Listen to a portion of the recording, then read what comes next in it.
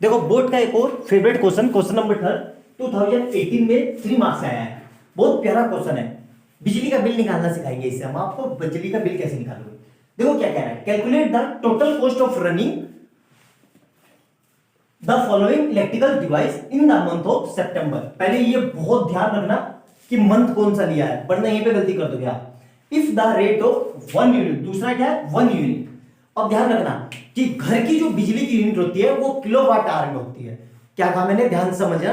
जो घर की यूनिट होती है वो किलोवाट आवर में आती है। क्या ये हमारा किलोवाट आवर में है? देखो ये 1000 वाट है और ये 400 वाट है, तो 1000 वाट को 1 किलोवाट लिख सकता हूं, बिल्कुल लिख सकता हूं। लेकिन इसको नहीं लिख सकता, ये वाट में है, तो इसको मुझे 10 से डिवाइड, वो 100,000 से डिवाइड करना पड़ेगा। आई बात समझ में? तो देखो ध्यान से लिखेंगे कैसे, यहां तक समझ में आ गया। इलेक्ट्रिक हीटर है कितना, 1000 वाट का, और कितनी देर के लिए चल रहा है, 5 घंटे डेली। तो देखो क्या लिखेंगे, सबसे पहले इसके लिए P1 कितना है, P1 इक्वल टू 1000 वाट, ठीक है। और इसी को हम क्या लिख सकते हैं, 1 किलोवाट, ठीक है। और टाइम कितना है, T1 कितना है, 5 आवर्स। टाइम कितना है, 5 आवर्स। देखो ये भी याद रखना कि टाइम भी आवर में होना चाहिए, ठीक है। और ध्यान रखना सितंबर है, सितंबर में डेज कितने होते हैं, 30, तो यहां पे n कितना हो जाएगा, 30। पहला केस समझ में आया। दूसरे केस के लिए देखो अलग मार्कर से बना देता हूं। दूसरे केस के लिए ये वाला, इसके लिए क्या है, P2 कितना है, P2 है हमारे पास 400 वाट। तो देखो ये किलोवाट में नहीं है, तो इसको किलोवाट में बदलने के लिए क्या करेंगे, 400 वाट अपॉन 1000, तो कितना आ जाएगा, ये जीरो से ये जीरो, जीरो से ये जीरो, तो मतलब 2/5 किलोवाट आवर, ये आ गया किलोवाट आवर, ठीक है। ये किलोवाट आवर नहीं, आर तो अलग से आएगा, ठीक है।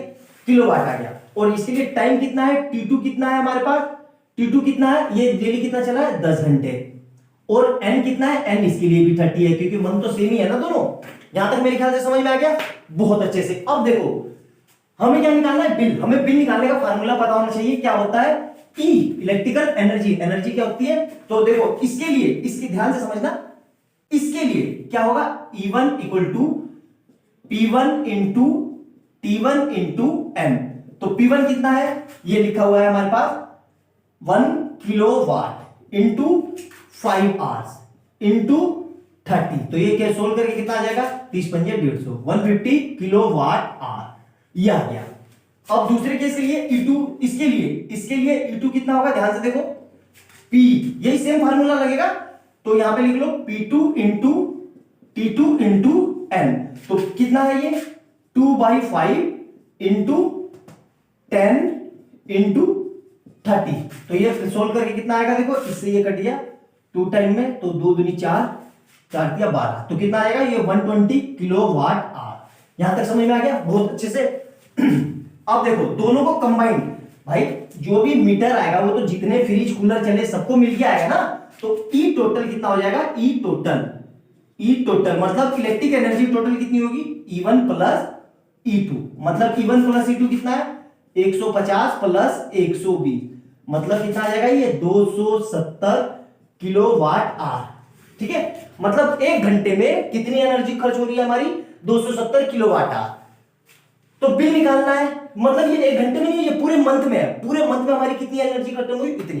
अब वो क्या कह रहा है कि मतलब 1 यूनिट का इतना है और हमारे पास टोटल यूनिट कितनी है, इतनी। तो सिंपल सा कुछ नहीं करना है, 270 को 6 से मल्टीप्लाई कर दो, तो ये कितना आ जाएगा, 0, 6 7 42 का 2, हासिल लगे 4, 6 दूनी 12 और 4 16, 1620 रुपए का बिल आएगा हमारा, यही आंसर है। देखो कितना आसान न्यूमेरिकल है। आई बात समझ में, नोट डाउन करो, मेरे ख्याल से समझ में आ गया होगा। बोर्ड में 2013 में, वो 18 में 3 मार्क्स का आया हुआ है, देखो कितना बढ़िया। इस बार भी सेम ऐसे ही क्वेश्चन आएगा, यहाँ पे मंथ बदल देगा या यूनिट बदल देगा, क्वेश्चन सेम रहेंगे ऐसे ही। फंडा यही है, समझ में आया अच्छे से, नोट डाउन करो। वीडियो अच्छी लगी तो लाइक एंड सब्सक्राइब कर दो, बार बार कहने की जरूरत ना पड़े, आप भी क्लियर करवाए जा रहे हैं, ठीक है। नोट डाउन करो, तब तक अगला क्वेश्चन करते हैं।